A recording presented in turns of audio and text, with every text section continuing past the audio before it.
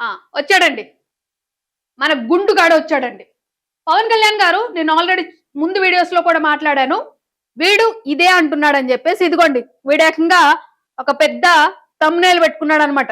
Bible, లా పుస్తకము, ఇంట్లో ఆడోళ్ళు చదవలేరు. ఏం చదవలేరో ఏంటో మరి. ఇది వీడి భాష. ఈ పనికిమాలిన ఎదవ భాష ఇది. అంటే మీరొక చట్టం తీసుకొస్తానన్నారు కాబట్టి ఆడవాళ్ళ గురించి మాట్లాడే వాళ్ళని మతాల గురించి మాట్లాడే వాళ్ళని శిక్షిస్తానన్నారు కాబట్టి మీ మీద నమ్మకంతో నేను ఇవన్నీ ఈ ఎదవ గురించి చూపిస్తున్నాను.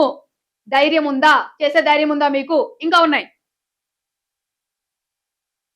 ఇగోండి మళ్ళీ లా మళ్ళీ అంటున్నాడు ఈడు ఎదవ ఈడే రాధా మనోహర్ దాస్. ఆ! ఇదిగోండి. ఇది. ఇది యేసు తల్లి లా అంట. వీడు వీళ్ళ ఫ్యామిలీ అంతా అదేనేమో. ఇదే పని చేసుకొని బతుకుతారేమో వీళ్ళ ఫ్యామిలీ. అలాగే పుట్టాడేమో వీడు.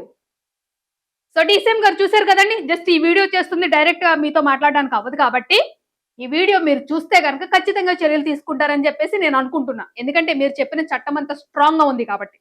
నేను అన్ని ప్రూఫ్స్‌తో సహా చూపించాను. ఎవడెవడు పెడుతున్నాడో, ఏ చెత్త వాగుడు పెడుతున్నాడో, ఏ ఎదవ ఎలాంటి మాటలు మాట్లాడుతున్నాడో, ఈ స్వామీజీ దొంగ స్వామీజీ, ఈ దొంగ ముసుగులో ఉన్న పనికిమాలిన ఎదవ, పెంట తింటున్న ఎదవ, మురికిలో పొరలాడుతున్న ఊరపంది, గజ్జి కుక్క, ఈ గజ్జి కుక్కకి సపోర్ట్ చేసే ఆ ఊరపందులందరికీ ఇది ఆ ఊరపందులందరి మీద మీరేమైనా యాక్షన్ తీసుకోగలుగుతారా? మీరొక మంచి మాట అన్నారు. ఎవరి మతాలను దూషించకూడదన్నాడు. మరి ఈ పనికిమాలిన ఎదవ ఏంటి?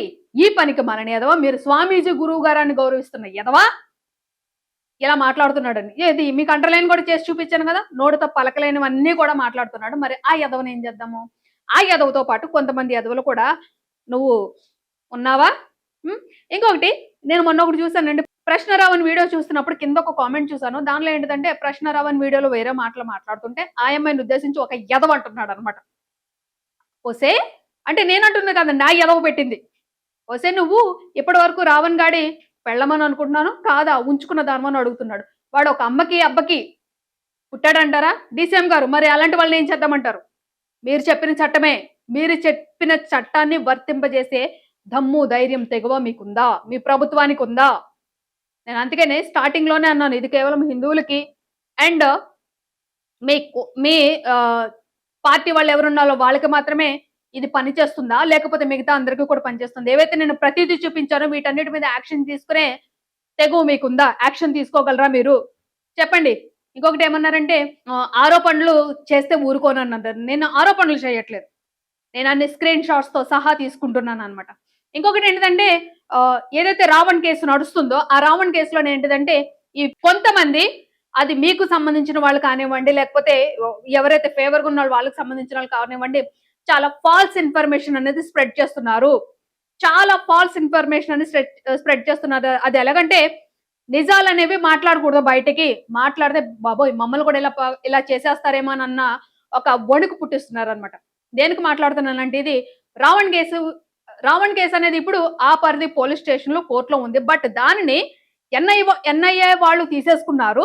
సో, ఎన్ఐఏ వాళ్ళు తీసేసుకున్నారు కాబట్టి ఇంకా రావణ్ బయటకు రాడు అంటున్నారు. అది ఎన్ఐఏ వాళ్ళు ఇప్పటి వరకు కేసుననేది తీసుకోలేదు. అది ఇప్పటి వరకు మీ ఏదైతే లోకల్‌లో పోలీస్ స్టేషన్ ఉందో, ఆ లోకల్ పోలీస్ స్టేషను ఆ పరిధిలోనే నడుస్తుంది. మరి ఇలాంటి ఫాల్స్ ఇన్ఫర్మేషన్‌ని స్ప్రెడ్ చేస్తున్న వాళ్ళని ఏం చేయాలంటారు? చెప్పండి సార్. ఏం చేద్దాము? ఇది నిన్న ఈవెనింగ్ నుంచి చక్కర్లు కొడుతుంది.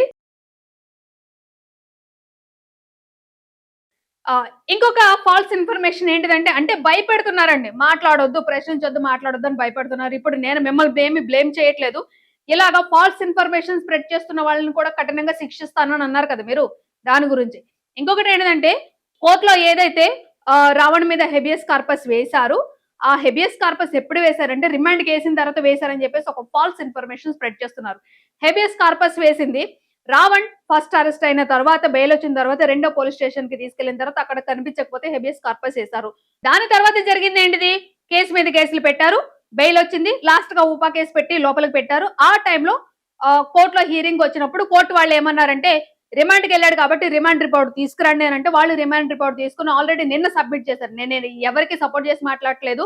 నిజాలు మాట్లాడుతున్నాను. ఎందుకంటే కొంతమంది దుర్మార్గులు వెంట తినే ఎదవలు ఏంటిదంటే ఒక ఫాల్స్ ఇన్ఫర్మేషన్ ని స్ప్రెడ్ చేస్తున్నారనమాట భయపెట్టడానికి, అందరిని భయపెట్టడానికి. మీకు మీ సపోర్ట్ అనేది బానే ఉంటుంది. ఎవరైతే ఈళ్ళు వెనకాల ఊగిపోతూ మాట్లాడుతున్నారో ప్రశ్నారావం లోపలికెళ్ళిపోయాడు కాబట్టి వాడు ఇంకా బయటికి రాను అంటున్నాడు. తప్పు చేసిన వాడు ఎవడో బయటికి రాడు. తప్పు చేస్తే ఆ బయట తిరిగేవాడు ఎవడైనా సరే లోపలికెళ్ళకుండా ఉండడు. ఇది గుర్తుపెట్టుకోండి. ఊగిపోయే వాళ్ళందరూను. సో, ఆ పిటిషన్ అనేది మళ్ళీ నిన్న వేశారు రిమాండ్ రిపోర్ట్ తోటి. అది రేపు హియరింగొస్తుంది. రేపు బెంచ్ మీదకొస్తుందనమాట. రేపు బెంచ్ మీదకొచ్చిన తర్వాత ఏం జరుగుతుందో రేపు తెలుస్తుందనమాట. ఇది జరిగింది. కానీ ఒకడంటున్నాడు లెఫ్ట్ లెగ్‌తో తన్నాడంట సుప్రీం కోర్ట్ జడ్జు. అందుకనే ఎవరైతే రావణ్ తరపున పిటిషన్ వేశారో వాళ్ళందరూ మూసుకొనొచ్చేసారు. నేనంటున్న మాటలు కాదండి. మూసుకొనొచ్చేసారని చెప్పేసి ఏదో పనికిమాలిన వాగుడు వాగుతున్నారనమాట. ముందు ఇలాంటి ఫాల్స్ ఇన్ఫర్మేషన్‌ని స్ప్రెడ్ చేయడం ఆపమని చెప్పండి సార్. మీ ఫాలోవర్స్ మీకెలాగో ఉంటారు. ఓకే. మీ అభిమానాలు కూడా వాళ్ళకి ఎలాగో ఉంటాయి. మధ్యలో ఇలాంటి భయభ్రాంతులకు గురి చేయడం ఎందుకండి? ఒక కన్‌స్ట్రక్టివ్ నరేటివ్ అనేది ఎందుకు తీసుకొస్తున్నారు? కరెక్ట్ కాదేమో కదా సార్. సో, ఏవైతే నేను ఈ విషయాలు చెప్పానో, ఏవైతే కొన్ని ప్రూఫ్స్ చూపించానో, ఆ ప్రూఫ్స్ అన్నిటి ఆధారంగా చేసుకొని, ఎవడైతే పనికిమాలిన వెధవలు, పెంట తినే వెధవలు, ఊరపందులన్నీ కూడా మతాల మీద పడి ఏడుస్తున్నాయో, ఆడవాళ్ళని ఎంత అబ్యూజ్డ్ లాంగ్వేజ్‌తో మాట్లాడుతున్నారో, వాళ్ళందరినీ శిక్షిస్తారా? శిక్షిస్తారని చెప్పేసి నేను అనుకుంటున్నా. మేబీ అది మీరు ప్రూవ్ చేసుకుంటారనే నమ్మకంతో కూడా ఉన్నాను సార్. Thank you.